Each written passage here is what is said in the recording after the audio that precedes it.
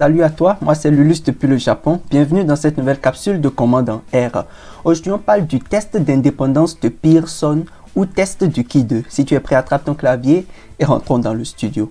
Alors, le test d'indépendance de Pearson ou test du Ki 2 ou test du Ki 2 de Pearson, c'est les mêmes expressions, permet donc de tester l'indépendance entre deux caractères, qu'ils soient qualitatifs ou quantitatifs. Et dans ce cas, on les regroupe en classes. On va revenir un peu plus en profondeur par rapport à ça dans cette capsule. Donc, dans le meilleur des cas, tu auras une base de données et puis tu vas rapidement construire un tableau de contingence et puis passer le test. Ça va être très facile. Mais dans les cas les plus fréquents dans les exercices, on te donne le tableau et on te demande d'exécuter le test. Alors, ce que je vais te montrer essentiellement ici, c'est comment tu fais pour reproduire le tableau dans R et ensuite de passer le test. Et je vais te montrer aussi quelques petites spécificités et comment les gérer. On est d'accord? On y va. On va construire notre premier tableau. Je vais créer, c'est pas une boîte, j'appelle tableau. Et puis pour faire cela, de façon très simple, on va utiliser une matrice. Je vais prendre 156, 44, 44 et FIF. Voilà, et puis je fais le nombre de colonnes égal à 2. Et puis je fais by row, true.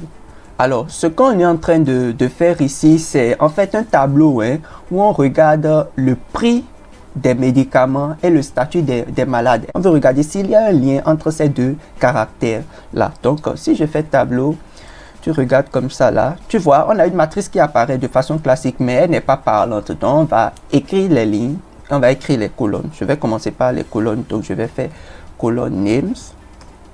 Et là, je passe tableau. On va dire médicaments chers, si on veut. Et on va dire médicaments bon marché. Médicaments, voilà, bon marché. Et on exécute là, ça se fait proprement. Et puis pour les lignes aussi, on va faire row names. Donc de façon très simple, c'est comme ça se passe. On va faire tableau et on va passer les noms. Donc on va dire guérison et non guérison. Voilà. Et puis guérison, un R, deux R, je ne sais plus vraiment comment ça se passe en français. Mais je crois que c'est un seul R, guérison. On va regarder notre tableau dans ce cas. Donc, on a ici les médicaments chers, les médicaments bon marché. Tu vois, tu peux l'écrire comme tu veux dans R, guérison, non guérison et ainsi de suite. Maintenant, on peut ajouter les marges. Pour faire cela, on va utiliser add margins. Il suffit de passer tableau à add margins et puis on voit apparaître ici la somme avec les marges. Donc 200 personnes ont été guéries. Au total, 250 personnes ont été questionnées. Et puis on voit ici pour les médicaments chers, les médicaments pour marché et ainsi de suite. Mais je voudrais attirer ton attention sur une chose ici déjà. C'est que lorsque tu veux réaliser le test d'indépendance de Ki 2, le test de Pearson dans R, il ne faut pas utiliser le tableau avec les marges. C'est pourquoi tu vois, je n'ai pas passé add margins ici à une variable. Donc, on va travailler avec tableau sans les marges. La commande elle-même, elle sait calculer les marges pour pouvoir travailler. Donc, on va travailler avec tableau comme ça, sans les marges. Et puis, pour faire le test, je vais faire test 1. Donc, on va utiliser chi-square test comme dans le test d'adéquation. Donc, on va mettre ici tableau. Et je vais faire correct false. Je t'explique de quoi il s'agit très rapidement. Je fais correct false et puis on peut regarder le contenu de test 1. Voilà, donc on a un test un Pearson chi-square test, ça y est. Et puis la statistique calculée qui est de 2,5, le degré de liberté est égal à 1 et la p-value est de 0,11. Donc on n'a pas assez d'éléments pour prendre l'hypothèse alternative, donc on prend l'hypothèse nulle et on conclut donc ici que il y a indépendance entre le prix des médicaments, donc le coût, le prix du médicament et puis le statut du malade, s'il est guéri ou s'il n'est pas guéri. Donc je vais écrire ici, on accepte l'hypothèse nulle, On n'a pas assez d'éléments pour rejeter l'hypothèse nulle, donc on accepte l'hypothèse nulle. Et on conclut que le statut du malade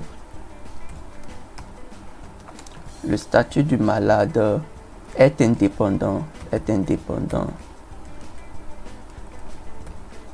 je crois, du prix du médicament, du prix des médicaments. On est d'accord? Donc le statut du malade est indépendant du prix des médicaments. Alors, il y a quelque chose que je dois te montrer. Ici, tu vois, j'ai dit correct égale false, n'est-ce pas? Regarde ici, lorsqu'on exécute, on a les tableaux à 2 dimensions. Lorsqu'on a les tableaux à 2 dimensions, c'est que 2 lignes, 2 colonnes là. Le degré de liberté est toujours égal à 1. Parce que pour calculer le degré de liberté, en réalité, on prend le nombre de colonnes qu'on a, le nombre de classes qu'on a, et on fait moins 1. Donc, si je fais 2 moins 1, ça fait 1, 2 moins 1, ça fait 1, 1 fois 1, ça fait 1. Le degré de liberté est toujours égal à 1. Et Yates a remarqué qu'il y a un petit problème à ce niveau. Donc, il a apporté une correction. C'est ce qu'on appelle la correction de Yates. On est d'accord? Donc, dans ce cas-là, il faut faire correction égale à true lorsqu'on veut appliquer la correction de Yates. On est d'accord? Donc, si je fais correction égale à true et puis j'exécute ici, tu vois, on a un person chi-square test with Yates continuity correction. Et puis, ça se passe de tout commentaire. Hein. La formule est simple. On fait la somme dans chaque colonne. On fait l'observé moins l'espéré, ça y est, on prend la valeur absolue de cette quantité-là, on fait moins 0,5, c'est ce que Yates a proposé, qu'on élève au carré, qu'on divise par la valeur espérée. On fait ça pour chaque cellule et on fait la somme, et c'est ça qui donne la statistique. C'est une petite correction qui fait bien l'affaire. Bon, maintenant, il y a de la controverse autour de ça, bon, je ne sais pas. Donc, parfois, pour éviter tout cela, et il est recommandé parfois de faire une simulation de Monte Carlo. Donc, on va faire simulate p-value. Je fais par exemple true. Dans ce cas, je fais true. Et je peux choisir par exemple mon B à 3000 pour faire peut-être 3000 ou 3500 simulations si tu veux. On fait 3500 simulations et puis on exécute. Donc, lorsqu'on fait une simulation de Monte Carlo, et le test, la commande lui-même, il oublie carrément le truc de correct true. Il ne considère plus ces éléments-là. Il prend juste le test, les données et il exécute la simulation de Monte Carlo. On est d'accord? Et puis donc, dans ce cas, on n'a plus de degré de liberté. La statistique, tu vois, elle est de 2,5. Elle est autour de 2,5 et puis la p-value est de 0,15. Mais regarde bien, dans ce cas, la p-value est très proche de la p-value qu'on obtient avec la correction de Yates. Et puis, on a ici 0,11. Tu vois, donc la p-value qu'on obtient ici est très proche du test de continuité de Yates. C'est pour cela qu'à un moment donné, bon, moi, je me dis, est-ce qu'il ne faut pas simplement utiliser cette correction et puis avancer? Bon, je ne sais pas. À toi de me dire dans les commentaires ce que tu penses de cela et puis de me dire un peu les raisons qui te motivent ainsi dessus. Donc, voilà un peu comment on gère cela. Et puis, une dernière chose que je dois te montrer avant d'avancer, c'est que tu peux utiliser la statistique calculée. Hein. Donc, ça fait 0,95 ici. On prend un degré de liberté et puis on a 3,84. Donc, on regarde ici 2,25. 2,50, pardon, 2,5 est largement inférieur à 3,84. Donc, on est dans la zone d'acceptation. Donc, autant d'éléments qui nous permettent, qui nous rassurent en acceptant l'hypothèse. Donc, voilà un peu comment ça se passe et puis comment tu gères avec le Yates, avec la correction du Yates. On va prendre un autre exemple. Ça y est, pour refixer cela. Je prends un autre exemple. Je fais tableau 2. On va prendre un autre exemple rapidement. Donc, on fait matrice. On va prendre, dans ce cas, on veut regarder ici, on veut regarder si le champ, le fait d'être un garçon ou une fille, a une influence sur la moyenne. Et ici, attention, je vais préciser que c'est dans cet échantillon. C'est dans cet échantillon. Ce que je dis n'est valable que dans cet échantillon-là. Dans cet échantillon. Voilà, ça, il faut l'ajouter. Donc, voilà ici. Donc, on va prendre 10, 7, 6 et 8. Donc, je fais le nombre de colonnes égal à 2, barreau. Je le fais true. Et puis, voilà. Donc, on regarde le contenu de tableau 2.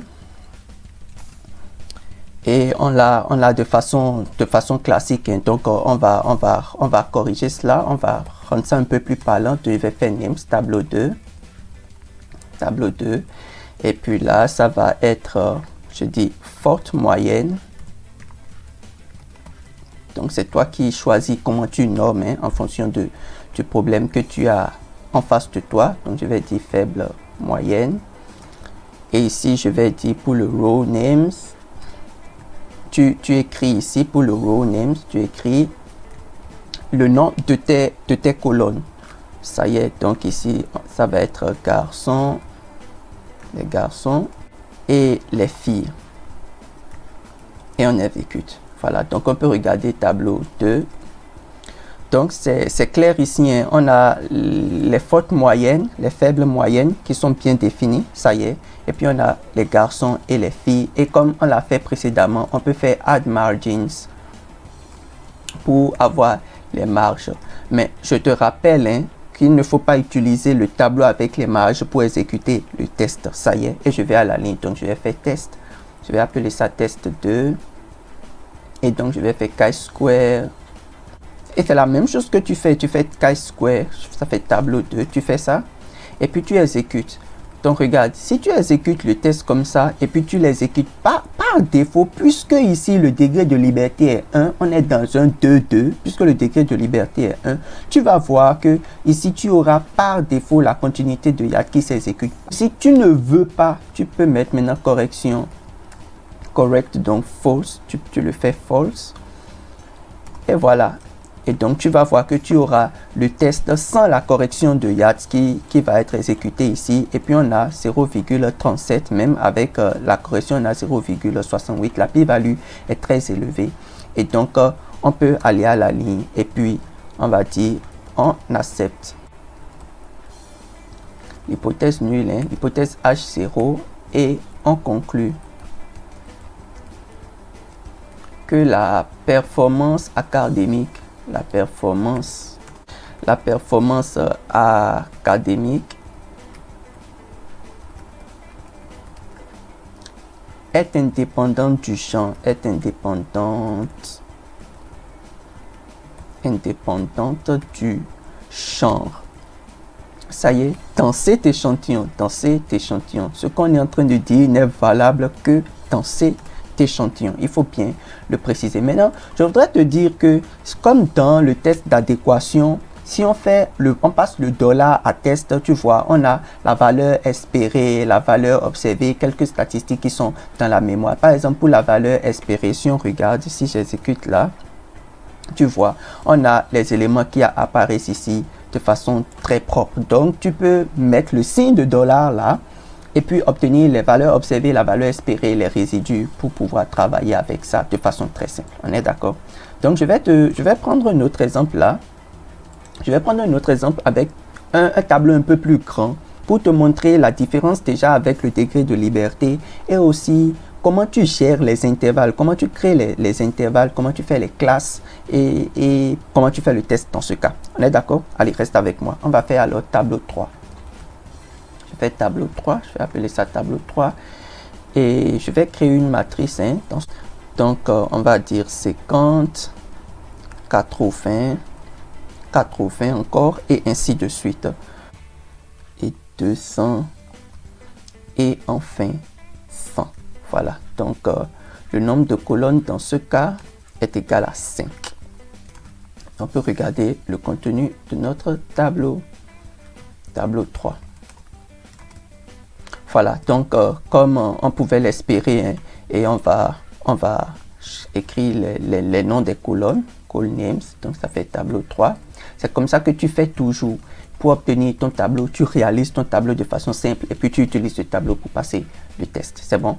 Donc ici, ce qu'on est en train de regarder, on veut voir si l'âge influence sur le sport que les gens font. Ça y est, on veut voir si est-ce que l'âge influence sur le sport que les gens pratiquent. Donc c'est ce qu'on veut voir là rapidement. Donc on va mettre au niveau des colonnes là, on va mettre le nom des sports et au niveau des lignes, on va mettre les intervalles d'âge. Donc je fais ça rapidement là, ça fait équitation, après football, attention, football, donc golf, natation et tennis. Voilà, et puis on exécute pour les colonnes et pour les lignes on fait la même chose. Row names, tableau 3. Et là on va écrire les intervalles. Donc je vais commencer par les moins de 20 ans. Moins de 20 ans. Et ça fait de 20 à 30 ans. Et là, on va faire de 30 à 40 ans. Je vais mettre un point virgule ici. Ce serait plus intéressant de le faire comme ça pour ne pas confondre quoi. Point virgule et puis là, on a notre intervalle qui sera ouvert.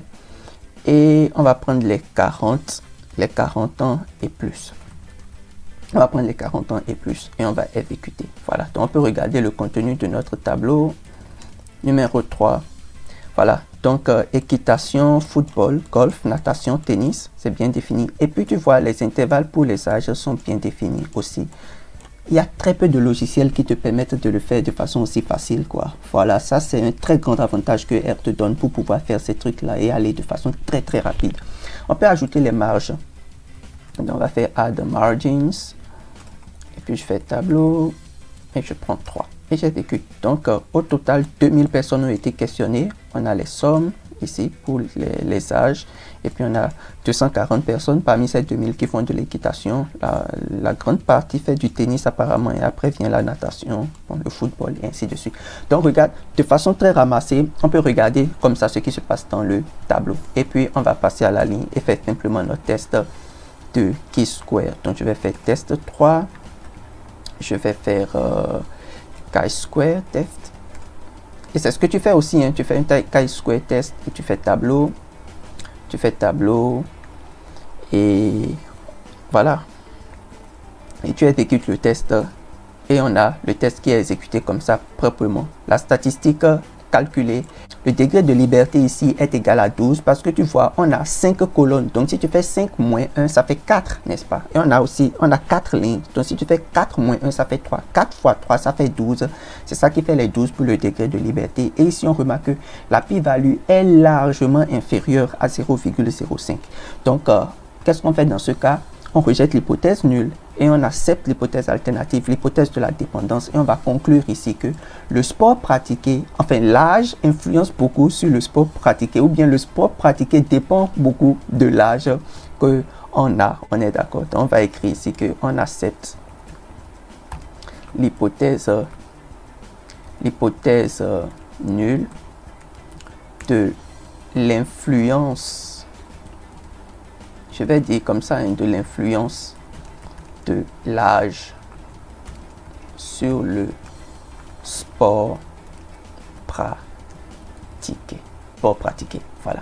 Donc, c'est tout. C'est comme ça qu'on exécute le test. Et puis, si éventuellement tu as envie de regarder, par exemple, les valeurs espérées ici, tu les exécutes. Et puis, tu les as qui apparaissent tout proprement.